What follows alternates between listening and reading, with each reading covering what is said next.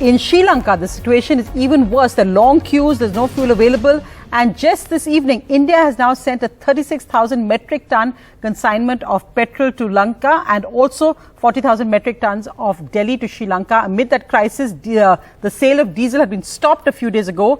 India's total fuel assistance to Sri Lanka is now 270,000 metric tons.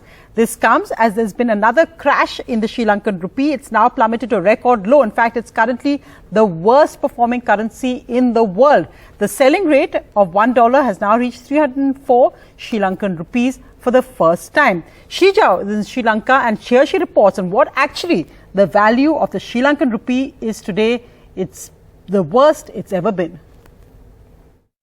A soaring inflation and a weakening currency has has shot up the basic essentials as far as rice is concerned, sugar, and also fuel as far as the Sri Lanka, the island country, is concerned. Now we're talking about the inflation which has shot up anywhere between 35 to 37, a increase in especially the inflation. And also if you're talking about 1 kg of rice that we're looking at, it's been priced anywhere between 290 rupees to 300 rupees, which was at least about costing 100 or so just about 2 to 3 weeks ago, just before March. And if you're talking about other basic essentials, including sugar, which is overpriced at nearly 300 rupees, was being sold at nearly anywhere between 110 to 120 rupees just before March. So this, as far as the inflation at the same time, the weakening currency. Now remember, Sri Lanka is also looking at the